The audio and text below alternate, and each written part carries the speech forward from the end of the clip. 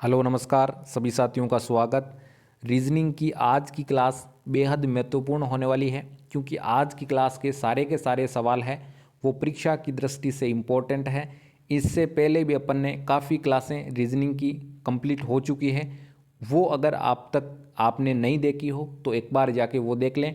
उसके बाद में इस क्लास को आप लास्ट तक देखना ना भूलें क्योंकि ये क्लास आपके बेहद महत्वपूर्ण है परीक्षा की दृष्टि से।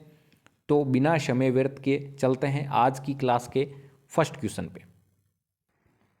क्वेश्चन है आपका, निम्नलिखित में छोटा त्रिभुज प्रोफेसर को, जो छोटा त्रिभुज है आपके ये वाला, वो किसको दर्शा रहा है भाई? प्रोफेसर को। प्रोफेसर को मैं पी से लिख रहा हूँ। और बड़ा त्रिभुज है वो नेताओं को दर्शा रहा है। बड़े वाला ये त्रिभुज किसको दर्शा रहा है? नेताओं को। मैं एन से लिख रहा हूँ। और वृत्त है वो स्नातकों को। ये जो वृत्त है वो किसको दर्शा रहा है भाई? स्नातकों को। ये आपके स्नातक को दर्शा रहा है। इसके बाद में चतुर्भुज विश्वविद्यालय के सदस्यों को। ये आपके चतुर्भुज हैं वो विश्वविद्यालय के सदस्यों को, वी सी लिख रहा हूँ। चतुर्भुज वैसे आपको पता है किसे कहा जाता है? चार भुजाओं से गिरिबंध आकृति को अपन क्या बोलते हैं? चतुर्भुज बोलते हैं। ये वाला है चतुर्भुज। आपके अगर नहीं पता है तो मैं बता दूं एक बार साथियों, ये वाला चतुर्भुज है ये किसको दर्शा रहा है? विश्वविद्यालय सदस्यों को। बड़े वाला त्रिभुज नेताओं को, छोटे वाला त्रिभुज प्रोफेसर को, और वृत्त है वो स्नातक व्यक्तियों को। इसके बाद में क्वेश्चन क्या है अपना, निम्नलिखित में से कौन नेता ना तो प्रोफेसर है यानी प्रोफेसर नहीं है, तो इसका मतलब जो ये त्रिभुज है छोटे वाला ये किसका है? प्रोफेसर का है। तो इसका मतलब इसका आंसर इसमें तो नहीं होगा। इसके बाद में ना ही प्रोफेसर है और ना ही स्नातक है। स्नातक वाला कौन सा है भाई? ये वाला वृत्त है। तो इसका मतलब इसमें भी इसका आंसर नहीं होगा। ये लो भाई, पहले ही क्रॉस कर दो ताकि आपका सवाल है वो करने में आसानी रहे। अब अपने को पूछा जा रहा है नेता का। तो नेता का कौन सा है भाई? नेता का आपके त्रिभुज है बड़े वाला। ये वाला त्रिभुज है नेता का। ये वाला त्रिभुज नेता का। ये नेता का त्रिभुज है।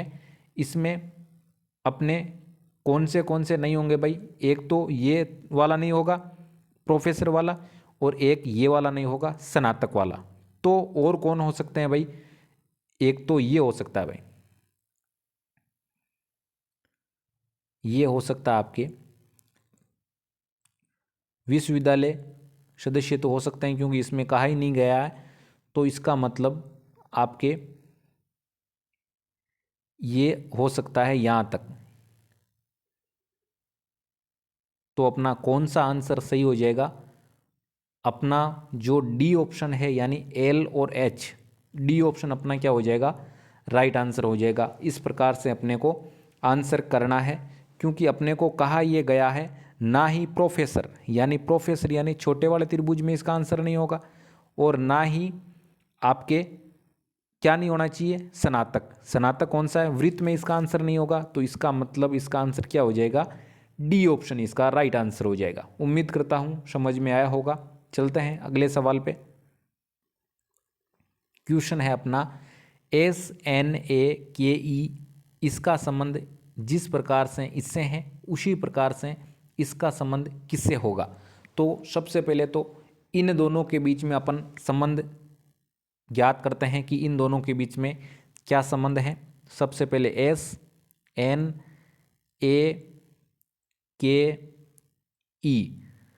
और इसके बाद में S के बाद में क्या आता है? TUV, यानी V है तो अपन ने कितने ऐड किए? प्लस के 3। N के बाद में क्या आता है भाई? OPQ, तो यहाँ Q है तो कितने ऐड किए? प्लस 3।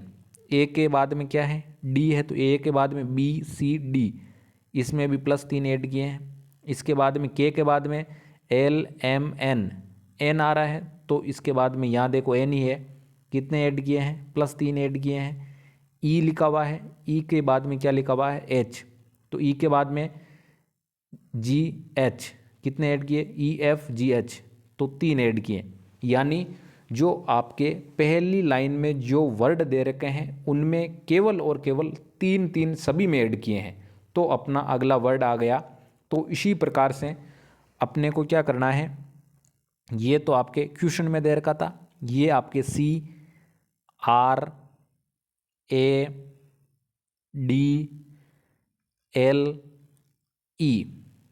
सी कितने नंबर पे आता है, 3 नंबर पे। अपने को कितने ऐड करने हैं भाई, 3 ऐड करने हैं। कितने ऐड करने हैं भाई, 3 ऐड करने हैं। तो अपना जो सी के बाद में क्या आता है, DABCDEF, तो अपना क्या आ जाएगा, एफ आ जाएगा। आर के बाद में STU, तो अपना क्या आ जाएगा, यू आ जाएगा। ए के बाद में BCD, ये देख लो ऊपर दे रखा है, डी आ गया।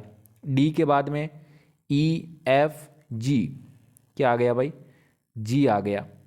एल आ रखा है, एल के बाद में क्या आता है, MNO, क्या आ जाएगा भाई, ओ आ जाएगा। इसके बाद में ई है, ई के बाद में क्या है, एच आ जाएगा, क्योंकि EFGH।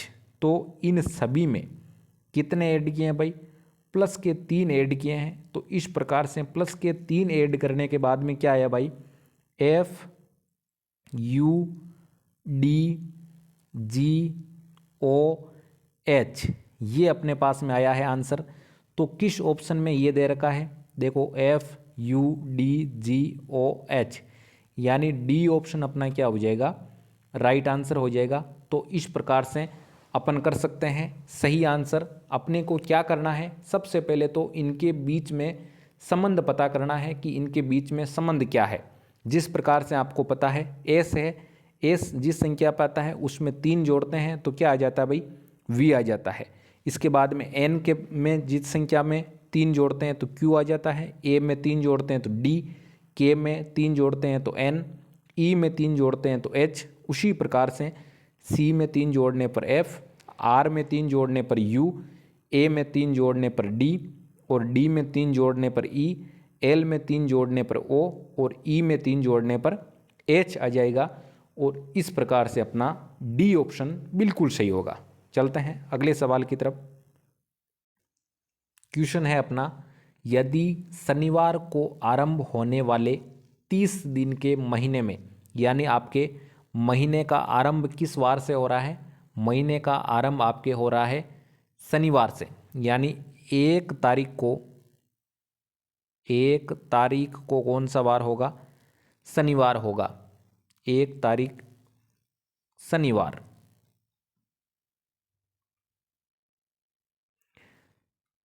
कहा यह जा रहा है यदि शनिवार को आरंभ होने वाले 30 दिन के महीने में प्रत्येक दूसरे शनिवार और रविवार, सभी रविवार को अवकाश हो, यानी आपके 1 तारीख को शनिवार है तो अगला शनिवार कितनी तारीख को आएगा भाई, 1 में 7 जोड़ दो, देखें कितने तारीख को आएगा, अगला आपके शनिवार आएगा 8 तारीख को।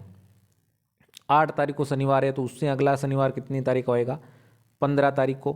15 तारीख को शनिवार है तो अगला शनिवार 22 तारीख को। 22 तारीख को शनिवार है तो अगला शनिवार 29 तारीख को। अपने को शुरू के 30 दिन का पूछा है तो 29 दिन तक ही अपने को चलना है।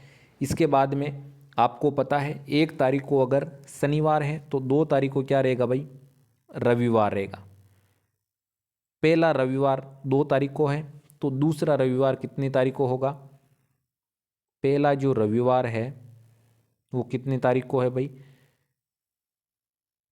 2 तारीख को होगा रविवार।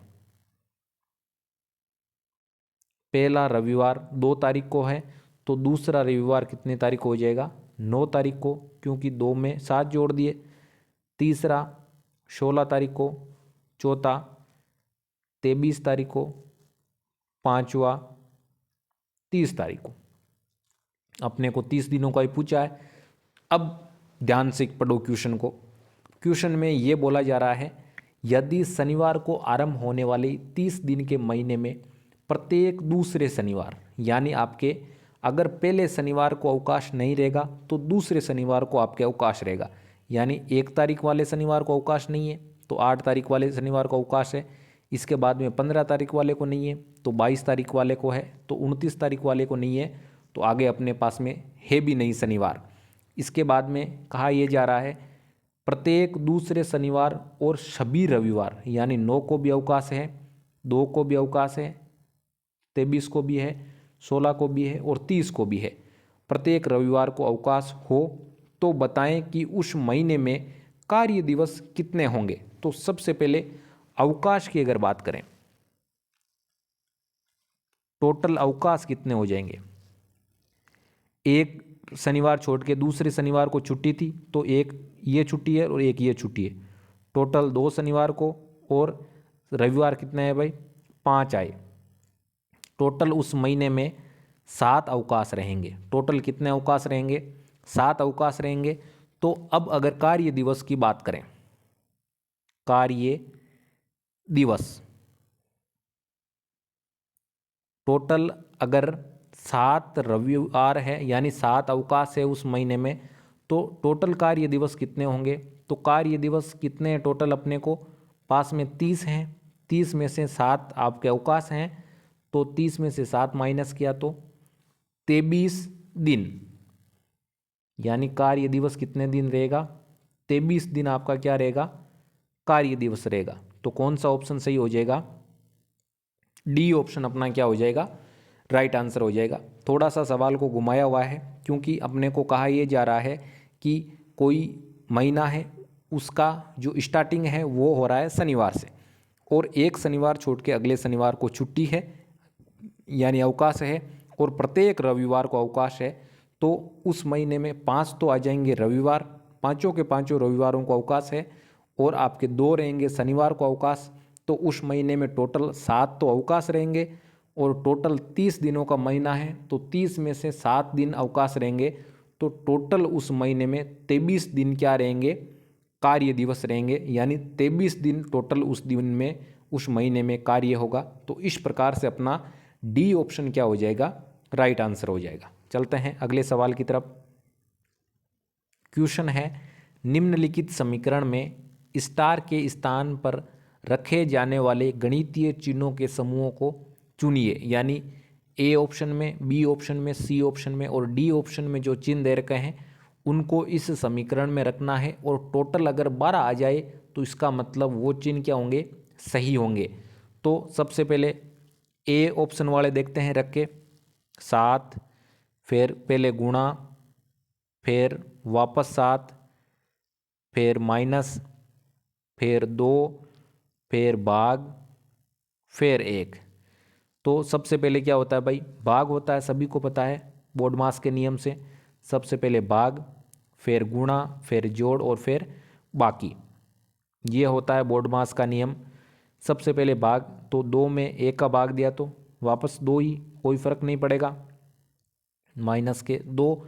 इसके बाद में गुणा, 7 को 7 से गुणा किया 49, और 49 में से 2 माइनस किए तो 47 यानी 47। अपने को क्या लाना है भाई, 12 लाना है। तो इसका मतलब ये ए ऑप्शन आपके नहीं होगा। बी ऑप्शन को चेक करते हैं, 7 प्लस 7 माइनस 2 भाग 1। सबसे पहले अपने को क्या करना है, भाग करना है, तो 7 प्लस 7 माइनस के 2, और 2 में 1 का भाग देंगे तो 2 ही आएगा, कोई चेंजेज नहीं होगा। तो 7 में 7 जोड़ें तो 14 माइनस के 2, 14 में से 2 निकालेंगे तो कितने हो जाएंगे भाई, 12 हो जाएंगे। तो 12 किस ऑप्शन में दे रखा है, 12 आपके बिल्कुल अपने को कितने चाहिए थे, 12 ही चाहिए थे, और 12 अपने पास में आ गए। तो इसका मतलब अपना कौन सा आंसर हो जाएगा, बी ऑप्शन, यानी प्लस माइनस और भाग वाला क्या हो जाएगा, सही हो जाएगा। जो चिन्ह थे अपन ने केवल और केवल उस समीकरण में रखकर सोल्व किया है, 12 अपना आंसर आ गया। तो इसका मतलब बी ऑप्शन वाले चिन्ह हैं वो क्या हो जाएंगे, राइट आंसर हो जाएंगे। चलते हैं अगले सवाल की तरफ। क्वेश्चन है, दी गई श्रृंखला में असंगत चित्र का चयन करें, यानी आपके विषम बोल सकते हैं, भिन्न बोल सकते हैं, अलग बोल सकते हैं। इसका अपने को क्या करना है, चयन करना है। तो सबसे पहले अगर मैं बात करूं, ए ऑप्शन वाला क्या है, आपके मैसेज का साइन है, किसका, मैसेज का साइन है। ये आपके क्या है, फ़ोन है। ये भी आपके किसके, फ़ोन करने में काम में लिया जाता है। और ये किस में काम में किया जाता है, ये भी आपके सुनने में काम में लिया जाता है, हेडफोन। और ये बोलने में काम में लिया जाता है। यानी आपके टोटल ये तीनों क्या है, एक प्रकार से मशीनरी है। क्या है भाई, मशीनरी के रूप में काम में ली जाती है। लेकिन जो आपके पहला है ये अपना किसका साइन है भाई, मैसेज का साइन है। तो इसका मतलब ये इन चारों में से क्या हो जाएगा, अलग हो जाएगा, तो अपना भिन्न हो जाएगा। तो ए ऑप्शन क्या हो जाएगा, राइट आंसर हो जाएगा। ज़्यादा हार्ड वैसे सवाल है नहीं, क्योंकि जो आपके टेलीफोन, फ़ोन और हेडफोन सुनने या बोलने के काम में आते हैं, उसी प्रकार से आपके जो ए ऑप्शन वाला है वो मैसेज का साइन है। ये चारों में से अलग है, तो अपना ए ऑप्शन क्या हो जाएगा, राइट आंसर हो जाएगा। उम्मीद करता हूँ समझ में आया होगा। अगर नहीं आया है, कोई भी सवाल ऐसा हो जो आपको समझ में नहीं आए, तो उसको कमेंट बॉक्स में कमेंट कर दीजिए, ताकि नेक्स्ट जब क्लास होगी तब वो सवाल आपके सबसे पहले करवा दिया जाएगा। मिलते हैं जल्द ही नेक्स्ट क्लास में। और छोटी सी आपसे उम्मीद भी रहती है, रिक्वेस्ट भी रहती है कि इस वीडियो को आप लाइक करें, चैनल को सब्सक्राइब करें और जितना हो सके उतना अपने साथियों के साथ शेयर ज़रूर करें।